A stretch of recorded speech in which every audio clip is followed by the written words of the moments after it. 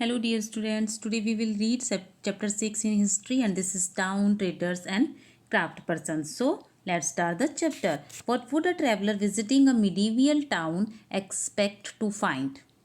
Medieval town में अगर कोई ट्रैवलर विजिट करने के लिए जाएगा तो वो उसकी एक्सपेक्ट्स होगी वो क्या होनी चाहिए. This would depend on what kind of a town it was. ये डिपेंड करता है कि वो किस तरह का टाउन है. एक टेम्पल टाउन है या फिर एन एडमिनिस्ट्रेटिव सेंटर है, एक कमर्शियल टाउन है या फिर एक पोर्ट टाउन है.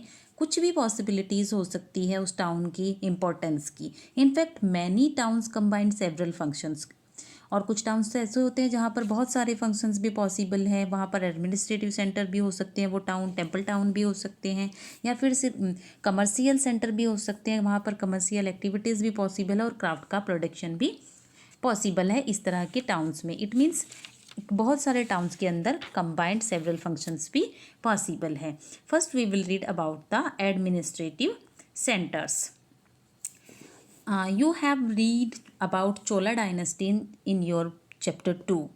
So let's travel in our imagination to Thanjavur. That was the capital of Cholas and 1,000 years ago. The perennial river Kaveri flows near this beautiful town. One hears the bell of Rajarajeshwara temple built by King Rajaraja Chola. Kaveri reverse इस town के किनारे बसा हुआ ये town था. Kaveri river के किनारे बसा हुआ टाउन था और कोई भी ऐसा इंसान नहीं था जिसके कानों में राजा राजेश्वरा जो टेम्पल था उसकी जो बेल थी उसकी आवाज़ न जाती हो, जिसको किंग राजा राजा चोला ने बनवाया था. The town people are all praise for its architect. इतना सुंदर था कि इसका जो आर्किटेक्ट वर्क था उसकी हर टाउन का पर्सन प्रेज करता था जिसने इस टेम्पल को आर्किटेक्ट किया था. उनका नाम था कुंजा रामालन राजा राजा पेरुंथा छाछन और वो उन्होंने बड़े प्राउड के साथ अपना नाम इस टेम्पल की वॉल पे कर्व्ड कराया था. Beside the temples, there are palaces with mandapa and pavilions. King holds courts in these mandapas, issue ordering to their subordinates. अपने जो सलाहकार थे, जो साथ में काम करने वाले थे, राजा इन्हीं टेम्पल्स के अंदर जो मंडप्स होते थे वहाँ से अपने ऑर्डर्स को इशू करते थे. There are also barracks for the army. Army के लिए बैरक्स भी होती थी वहाँ पर. The town is bustling with market selling grain spices clothes और ज्वेलरी. यहाँ की मार्केट्स में इन सब की सेल होती थी. वाटर की जो सप्लाई होती थी टाउन के अंदर वो वेल्स और टैंक्स से होती थी. सालिया जो वीवर्स थे थंजावुर के और पास में ही एक टाउन था उड़ियार, वहाँ के जो वीवर्स थे वो बिजी रहते थे उस क्लॉथ को प्रोड्यूस करने में जिससे फ्लैग बनता था और जो टेम्पल फेस्टिवल के ड्यूरिंग जिसका यूज़ होता था. फाइन क्वालिटी की जो कॉटन होती थी उससे किंग्स और उनके जो नॉबल्स होते थे उनके लिए क्लॉथ्स बनते थे और जो बाकी लोग होते थे वो कोर्स कॉटन का यूज़ करते थे. Some distance away at Swamimalai the स्थापतीज और sculptors are making exquisite bronze idols and tall ornament bell metal lamps. कुछ दूरी पर सवामी मलाई या स्थापतीज और या फिर स्कल्पचर वर्क था जहाँ पर ब्रॉन्ज की आइडल्स थी यानी कि ब्रॉन्ज मेटल से बनी हुई बड़ी बड़ी मूर्तियाँ थी और जिनमें ऑर्नामेंटल बेल मेटल का यूज़ किया गया था. और next point is temple towns and pilgrimage centers. Thanjavur is also an example of a temple town. Thanjavur एक एग्जाम्पल है, एक टेम्पल टाउन था. ये temple towns represents a very important pattern of urbanisation, the process by which cities develop. जो भी temple towns थे वो represent करते हैं एक बहुत ज़्यादा इंपॉर्टेंट पैटर्न को अर्बनाइजेशन के. इस प्रोसेस में सिटीज़ डेवलप होती हैं. Temples were often central to the economy and society. जो टेम्पल्स थे वो इकोनॉमी और सोसाइटी के भी सेंटर्स होते थे. रूलर इन टेम्पल्स को बिल्ड करवाते थे अपनी डेमोन्स्ट्रेशन को दिखाने के लिए कि उनकी किस गॉड में डिफरेंट जो वेरियस टाइप्स जो डाइटीज़ हैं उनमें उनकी कितनी डिवोशन है. They also endowed temples with grants of land. वो मंदिर को बनवाने के लिए लैंड भी ग्रांट करते थे, मनी भी देते थे और वहाँ पर जाकर जो भी रिचुअल्स होते थे उनको भी फॉलो करते थे. और जो प्राइस्ट इन टेम्पल्स में रहते थे उनके साथ मिलकर जो भी फेस्टिवल्स होते थे उनको भी सेलिब्रेट करते थे. Pilgrims who flocked to the temples also made donations. और इन मंदिरों में, इन धार्मिक स्थलों पर जो राजा होते थे वो डोनेशन भी देते थे। इट मीन्स वो टाइम टाइम पर वहाँ पर दान भी करते थे। Temples authorities used their wealth to finance trade and banking. जो टेम्पल ऑथोरिटीज़ थी वो अपने इस वेल्थ का यूज़ फाइनेंस, ट्रेड और बैंकिंग में करती थी। Gradually a large number of priests workers, artisans, traders etcetera settled near the temple to cater to its need and those of the pilgrims. इसकी वजह से क्या हुआ कि बहुत बड़ी संख्या में पुजारी, वर्कर, आर्टिशंस, ट्रेडर्स वो सभी टेम्पल के आसपास के एरियाज़ में सेटल हो गए और वहीं रहकर इन मंदिर में काम करने लगे। दस ग्रू टेम्पल्स टाउन। इस तरह ये टेम्पल टाउन्स बनते चले गए। Towns emerge around temples such as those of Bhilwara मिन, यानी कि भीलसा और विदिशा, ये मध्य प्रदेश के अंदर हैं, एंड सोमनाथ गुजरात के अंदर। ये दोनों ही टेम्पल टाउन हैं। दूसरे जो इम्पोर्टेंट टेम्पल टाउन हैं उनमें आता है कांचीपुरम और मदुरई तमिलनाडु में और तिरुपति आंध्र प्रदेश में। Pilgrimage centre also slowly develop into township. और ये जो पिलग्रिमेज सेंटर्स थे ये धीरे धीरे टाउनशिप में डेवलप होते चले गए। वृंदावन उत्तर प्रदेश में और तिरुवन्नामलई तमिलनाडु में ये एग्जाम्पल है टू ऐसी इसी तरह के टाउन्स के। अजमेर राजस्थान में जो कैपिटल थी चौहान किंग्स की 12th सेंचुरी में, और बाद में ये एक सूबे का हेडक्वार्टर बन गया मुगल्स के अंडर में जाके। It provide an excellent example of religious को एग्जिस्टेंस। इसने एक बहुत ही शानदार उदाहरण प्रस्तुत किया है धार्मिक उद्गम का। यहाँ पर हिंदू लोगों के भी धार्मिक स्थल है और मुस्लिम लोगों के भी। ख्वाजा मोइनुद्दीन चिश्ती, ये जो मुगल्स थे उनके एक फेमस गुरु थे। यहाँ पर हर साल सूफी संत आते हैं सेलिब्रेट करने के लिए उनकी बर्थडे को। Who settle there in the 12th century, जो यहाँ 12th सेंचुरी में सेटल हो गए थे। Attracted devotees from all creed, सभी धर्म के लोग यहाँ पर आते हैं माथा रखने के लिए। अजमेर के पास ही एक लेक है Pushkar lake, which has attracted pilgrims from ancient time, जो पुराने टाइम से ही लोगों को अपनी तरफ अट्रैक्ट करती है। और next point is a network of small towns. छोटे छोटे टाउन्स का एक नेटवर्क, एक कनेक्शन उन टाउन्स के बीच में। 8th सेंचुरी से ही जो हमारा सब कॉन्टिनेंट है उसमें बहुत सारे छोटे छोटे टाउन्स हैं, स्मॉल टाउन्स हैं। This probably emerged from large village, और ये टाउन्स मिलकर बड़े बड़े विलेजेस को बनाते हैं। दे यूजुअली हैड अ मंडपिका और मंडी और लेटर टाइम्स। पुराने टाइम में क्या था, इन्हें मंडपिका बोलते थे। टू विच नियर बाय, जो विलेज के पास होती थी और जहाँ पर जाकर लोग अपने प्रोड्यूस को सेल करते थे। They also had market street called हाता। यहाँ पर गलियों में भी मार्केट होती थी, मार्केट स्ट्रीट्स को हाता बोलते थे। हाटा मतलब हाट, पुराने टाइम में हाट बाजार उसको के लिए हाट वर्ड यूज़ किया जाता था। लाइन विद शॉप, जिसमें दुकानें लाइन में होती थी, क्यू में होती थी। Beside there were streets for different kind of artisans such as potter, oil pressers, sugar makers, toddy makers, smiths, stones masons, etc. While some traders live in town, other traveled from town to town. कुछ लोग तो town में रहते थे इस तरह जो work करते थे, तो कुछ ट्रेडर्स तो टाउन में रह के ही अपना काम करते थे, बट कुछ एक जगह से एक टाउन से दूसरे टाउन में भी ट्रैवल करते थे। Many came from far and near to these towns to buy local articles and sell products of distant places like horse cheese, salt, camphor, saffron, betel nut and spices like pepper. कुछ लोग दूर से भी आते थे इन towns की market के अंदर अपने आर्टिकल्स को बेचने के लिए, उन्हें अपने प्रोडक्ट्स को सेल करने के लिए, जैसे कि हॉर्सेस, सॉल्ट, सेफ्रन, बिटल नट और स्पाइसेस जैसे कि पेपर। इन सब को सेल करने के लिए लोग दूर दूर से भी इन टाउन्स में आते थे। यूजुअली अ सामंता और इन लेटर टाइम्स अ जमींदार बिल्ड अ फोर्टिफाइड पैलेस इन और नियर दीज टाउन्स। अधिकतर सामंत या बाद के टाइम में इन्हें जमींदार बोला जाने लगा, ये अपना एक महल बना लेते थे, महल की तरह का बड़ा घर बना लेते थे इन टाउन्स में। They levy taxes on traders, ये इन ट्रेडर्स के ऊपर टैक्स लगाते थे। Artisans and articles of trade and sometimes donated the right to collect this taxes to local temples. और जो ट्रेडर्स होते थे, आर्टिशंस होते थे, वो अपने आर्टिकल का जो ट्रेड करने के लिए वो आर्टिकल लेके आते थे। कभी कभी कुछ चीज़ें उसमें से एज ए डोनेशन या डोनेट कर देते थे या टैक्स के रूप में वहाँ के लोकल टेम्पल्स में वो चीज़ें डिपॉजिट हो जाती थी, कलेक्ट कर ली जाती थी, which had been build by themselves और बाय द रिच मर्चेंट्स। जो अमीर व्यापारी होते थे, जो रिच मर्चेंट्स होते थे, वो इस तरह का काम करते थे। These rights were recorded in inscription that have survived to this day. और इनके जो इस तरह का ये लोग डोनेट करके जाते थे उसको वहाँ पे इंस्क्रिप्शन के रूप में रिकॉर्ड कर लिया गया और ये चीज़ें आज तक भी सर्वाइव कर रही हैं। Our next point is traders big and small.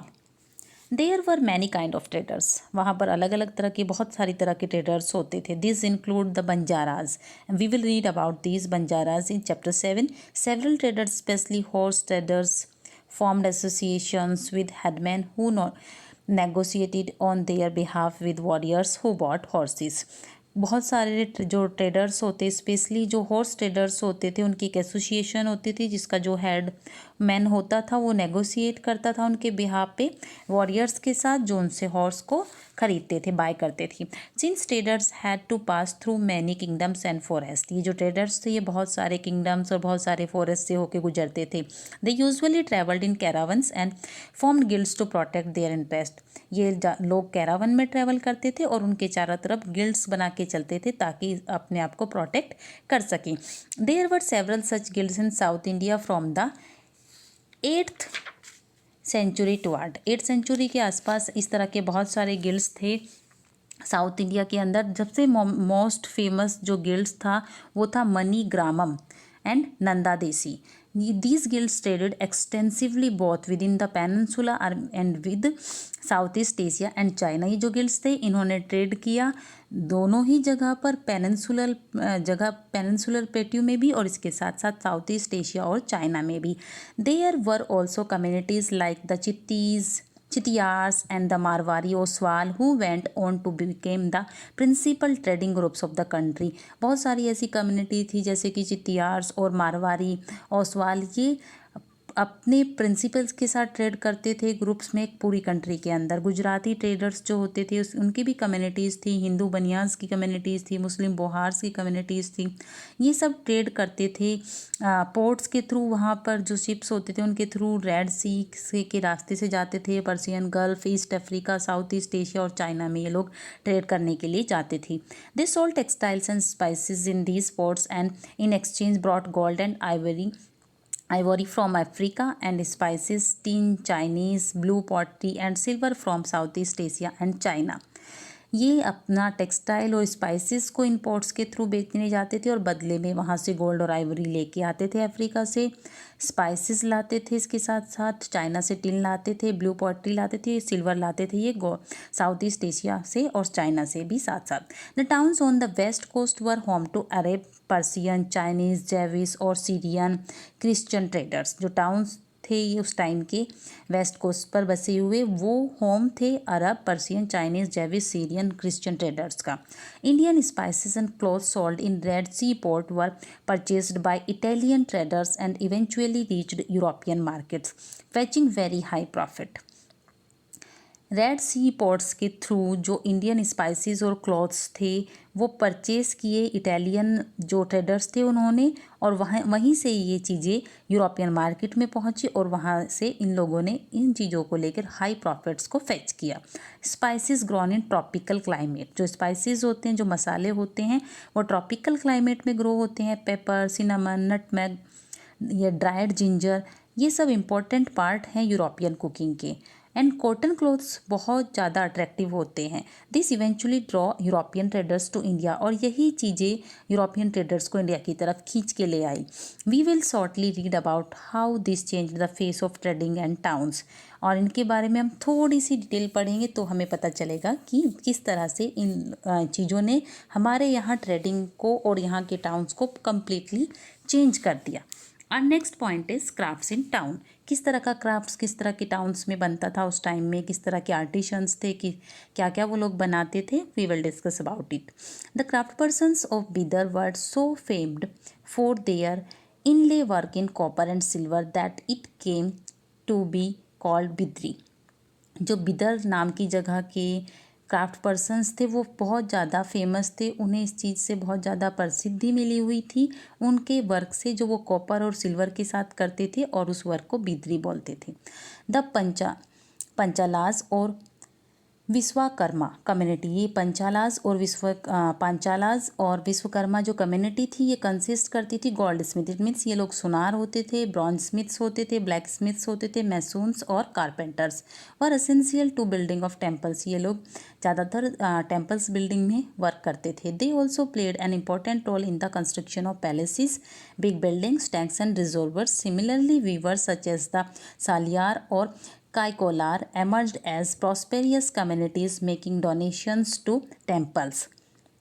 ये लोग इम्पोर्टेंट रोल प्ले करते थे पैलेसेस के कंस्ट्रक्शन में भी, बड़ी बिल्डिंग्स जो बनती थी या फिर टैंक्स या रिजर्वर्स बनते थे। इसके साथ साथ जो वीवर्स थे सालियार या फिर काइकोलार, ये भी प्रॉस्पेरियस कम्युनिटीज़ थी उस टाइम की, और ये लोग भी टेम्पल्स के बनने में डोनेशन देते थे।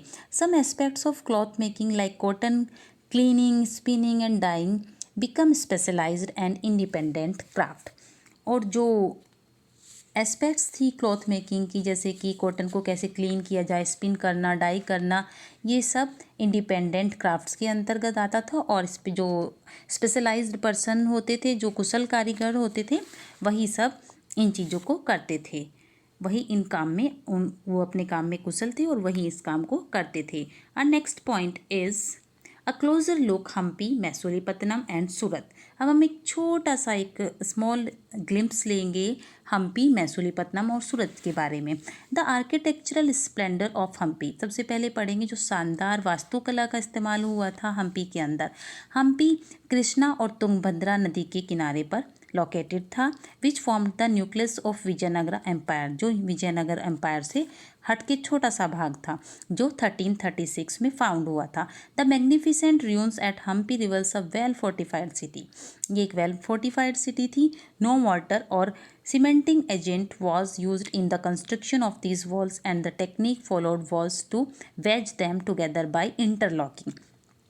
सबसे जो इम्पॉर्टेंट थिंग थी यहाँ पे, जो वॉल्स बनाई गई थी उनमें किसी तरह की सीमेंट का यूज़ नहीं हुआ था। जो कंस्ट्रक्शन था इन दीवारों का, उसमें एक अलग ही तरह की टेक्निक को फॉलो किया गया था। इट मीन्स जो ब्रिक्स थी उनको एक दूसरे के साथ इंटरलॉक किया गया था, और इस वॉल को बनाने में इन ब्रिक्स को ज्वाइन करने में किसी भी तरह की सीमेंट या किसी भी तरह की सॉइल या किसी भी चीज़ का यूज़ नहीं किया गया था, इन्हें आपस में ही इंटरलॉक किया गया था। The architecture of Hampi was distinct, इसी वजह से जो हम्पी का आर्किटेक्चर था वो अपने आप में डिस्टिंक्ट था, अनोखा था। The building in the royal complex has splendid arches, domes and pillars hall with niches for holding sculptures. जो बिल्डिंग्स थी, जो रॉयल कॉम्प्लेक्स थे, वो शानदार, उनमें कंगूरे थे, डॉम्स थे, पिलर्स थे, बहुत अच्छे से पूरे स्कल्पचर को वो होल्ड करके रखे हुए थे। They also had well planned orchards and pleasure garden with sculpture motifs such as the lotus and corbels. और जो यहाँ पे सुंदर गार्डन्स और ऑर्चार्ड्स भी बनाए गए थे, जिनमें लोटस और कॉर्बेल्स के फ्लावर को बनाया गया था, मोटिव्स का यूज़ किया गया था इनके। In its heyday in the 15th-16th century, Hampi bustled with commercial and cultural activities. 15th और 16th सेंचुरी में जो हम्पी था वो अपने कमर्शियल और कल्चरल एक्टिविटीज़ के का हब माना जाता था, उसे जाना जाता था उसकी कल्चरल और कमर्शियल एक्टिविटीज़ की वजह से। Muslim merchant, Chettis and agents of European traders such as the Portuguese thronged the market of Hampi. मुस्लिम व्यापारी, चित्तीस और यूरोपियन ट्रेडर्स के जो एजेंट्स थे जैसे कि पोर्टुगीज़, इन्होंने हम्पी की मार्केट पर अपना अधिकार करना स्टार्ट कर दिया था। Temples were the hub of cultural activities and devadasis, temple dancers जो होते हैं वो यहाँ पर डांस परफॉर्म करते थे डाइटीज़ के सामने। जो रॉयलिटी यानी कि जो किंग्स होते थे, जो नॉबल्स होते थे, वो इन मंदिरों में, इन हॉल्स में बैठते थे। और यहाँ पर विरूपक्षा यानी कि ये शिव की एक फॉर्म है, इन टेम्पल्स में इन डाइटीज़ की आइडल्स होती थी, मूर्तियाँ होती थी। The Mahanavami festival known today as Navratri in the south was one of the most important festival celebrated at Hampi. Mahanavami, जिसे हम आज के टाइम पे नवरात्रि के नाम से जानते हैं साउथ में, ये एक इम्पोर्टेंट फेस्टिवल था जो हम्पी में सेलिब्रेटेड किया जाता था। Archaeologist have found the Mahanavami platform where the king received guests and accept tribute from subordinate chiefs. From here he also watched dance and music performance as well as wrestling bouts. जो राजा होते थे वो महानवमी के दिन जो यहाँ पे guest आते थे उनसे उनका सम्मान करते थे, उनका स्वागत करते थे और अपने जो सबऑर्डिनेट्स जो चीफ होते थे उन्हें ट्रिब्यूट्स देते थे। और इसके साथ साथ जो डांस और म्यूज़िक परफॉर्मेंसेस होती थी यहाँ पर उनका भी ये आनंद लेते थे। Hampi fell into ruin following the defeat of Vijayanagara in 1565 by the Deccani sultan. Deccani सुल्तान के द्वारा जब 1565 में विजयनगर की डिफीट हो गई, हार हो गई, तो हम्पी उस टाइम पे अपने रून्स में पहुंच गए, यानी कि ये राज्य नष्ट होने के कगार पर चला गया। The rulers of Golconda, Bijapur, Ahmednagar, Berar और बीदर। जो डिक्केनी सुल्तान्स थे वो थे गोलकोंडा, बीजापुर, अहमदनगर, बरार और बीदर के जो सुल्तान थे, उन्हें डिक्केनी सुल्तान्स बोलते थे। Our next point is a gateway to the west. It means सूरत। सूरत के लिए पश्चिम के दरवाजे कैसे खुले। सूरत गुजरात का एक एम्पोरियम है जो वेस्टर्न ट्रेड में मुग़ल पीरियड के दौरान, आज के टाइम में प्रेजेंट डे हम इसे कम्बत बोलते थे, उस टाइम पे इसको कोम्बे बोला जाता था, अभी हम इसको कम्बत बोलते हैं। यहाँ पर मुग़लों के दौरान गुजरात एम्पोरियम था, गुजरात का सूरत। एंड सम वॉट लेटर बाद में अहमदाबाद भी एक एम्पोरियम के रूप में ही सामने आया। Surat was the gateway for trade with West Asia via the Gulf of Ormuz. Surat एक रास्ता था ट्रेड का वेस्ट एशिया के गल्फ ऑफ ऑर्मज के थ्रू वेस्ट एशिया से इसका कनेक्शन जुड़ता था। Surat has also been called the gate of Mecca because many pilgrim ships set sail from here. Surat को मीका का दरवाज़ा भी कहा जाता है क्योंकि बहुत सारे जो धार्मिक शिप्स थे, पानी के जहाज थे, वो यहीं से जाते थे मक्का के लिए। The city was cosmopolitan and people of all cast and creds live here. ये सिटी एक ऐसा जगह थी जहाँ पर हर धर्म के, हर जाति के लोग रहते थे। 17th सेंचुरी में पोर्टुगीज, डचेज और इंग्लिश लोगों ने यहाँ पे अपनी बहुत सारी फैक्ट्रीज एस्टेब्लिश कर ली और सूरत के अंदर अपने वेयर हाउस बना लिए।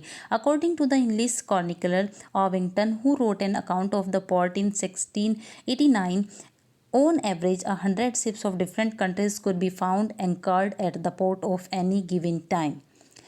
एक इंग्लिश इतिहासकार थे ऑविंगटन, उन्होंने अपनी किसी बुक में लिखा है कि 1689 में सूरत एक ऐसा पोर्ट था जहां आपको एक टाइम में अलग अलग कंट्री से आए हुए 100 शिप्स एक टाइम में इस पोर्ट पर मिल जाएंगे गिवन टाइम में। There were also several retail and wholesale shops selling cotton textile. यहाँ पर बहुत सारी रिटेल और होलसेल शॉप्स थी जहाँ पर कॉटन टेक्सटाइल को सेल किया जाता था। The textile of Surat were famous for their gold less border. जो सूरत का जो कपड़ा था, सूरत का जो टेक्सटाइल था, वो पूरी दुनिया में अपने जरी वर्क के लिए जाना जाता था। And had a market in West Asia में इसकी मार्केट थी, अफ्रीका में और यूरोप में भी इसकी मार्केट थी। The state built numerous rest house to take care of needs of people from all over the world who came to the city. दुनिया के अलग अलग शहरों से जो लोग आते थे यहाँ से सामान खरीदने के लिए, उनकी रेस्ट के लिए, यहाँ पर उनकी केयर के लिए यहाँ पर बहुत सारे रेस्ट हाउसेज थे। There were magnificent building and innumerable pleasure parks. यहाँ पर बहुत सारी शानदार इमारतें थी और इसके साथ साथ पार्क भी थे।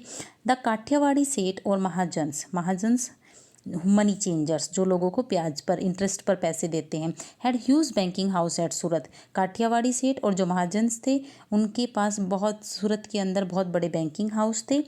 It is not worthy that the Surat hundis were honored in the far off market of Cairo in Egypt, Basra in Iraq and Antwerp in Belgium. जो सूरत की जो ये मार्केट थी, ये पूरी इजिप्ट के अंदर सियारो, इराक के अंदर बसरा और बेल्जियम के अंदर एंटवर्प जगह तक भी ये फेमस थी।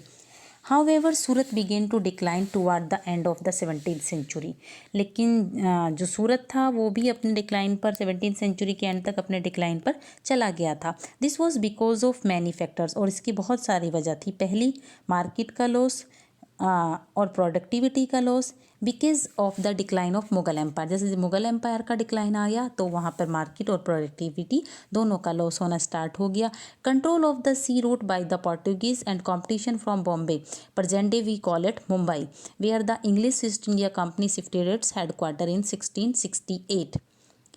इसके अलावा जो सी रूट्स थे वहाँ पर पोर्टुगीज़ ने अपना कब्जा कर लिया, जो तगड़े कॉम्पिटिटर थे ब्रिटिश ईस्ट इंडिया कंपनी के इंडिया के अंदर। और 1668 तक ब्रिटिश ईस्ट इंडिया कंपनी ने भी यहाँ पर सूरत के अंदर अपने हेडक्वार्टर्स बनाने स्टार्ट कर दिए थे। Today Surat is a bustling commercial centre. आज भी सूरत एक कमर्शियल सेंटर के रूप में जाना जाता है। Our next point is fishing in troubled water, Masulipattnam, and we will discuss about this point in the next video. Thank you.